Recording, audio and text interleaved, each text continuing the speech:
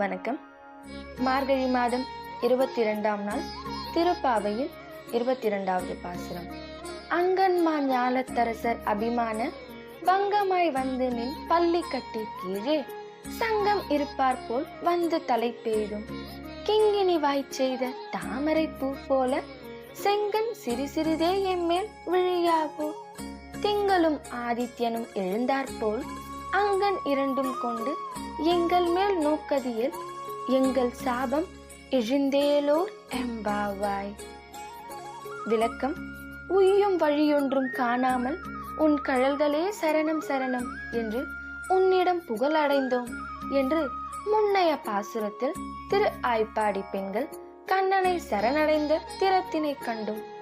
இத்திருப்பாசுரத்தில் கண்ணனுடைய கணக்கில்லாத ஆற்றலினையும் அரும் பண்புகளையும் தொகுத்து கூறுகிறார்கள்.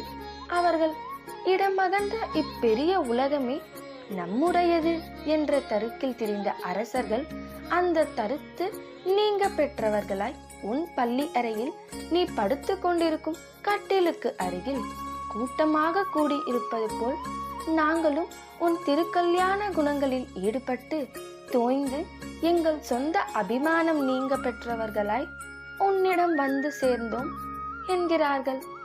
இவ்வாறு தங்கள் செருக்கு நீங்கியவர்கள் இறைவன் உலகை எட்டுவார்கள் என்னும் பொருள்பட திருவள்ளுவர் பெருமான் யான் எனது என்னும் செருகருப்பான் வானோருக்கு உயர்ந்த உலகம் புகும் என்று குறிப்பிட்டுள்ளார்.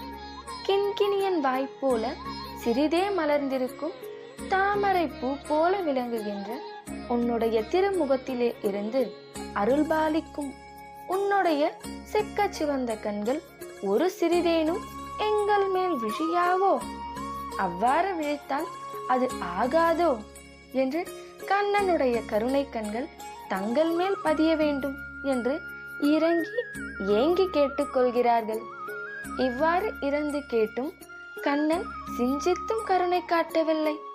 சந்திரனும் சூரியனும் ஒரு சேர உதித்தது போல உன்னுடைய அழகை கண்டு திளைக்கும் எங்களை நோக்கி கண்கள் இரண்டனையும் கொண்டு கருணை காட்டுவாயாகில் எங்களை நீ கண்ணெடுத்தும் பார்க்கவில்லை என்ற சாபம் தொலைந்து நாங்கள் உய்வோம் என்று திரு ஆய்ப்பாடி பெண்கள் பேசுகிறார்கள். சந்திரனும் சூரியனும் கண்ணனின் இரு கண்களாக இங்கே காட்டப்படுகின்றன. அவன் கண்களில் வெப்பமும் உண்டு தட்பமும் உண்டு என்பதனை இது புலப்படுத்தும். மாற்றார் அவன் கண் வெப்பத்தால் தொலைகிறார்கள், அவனது அடியார் அவன் தட்பத்தால் குளிர்ந்து மகிழ்கிறார்கள்.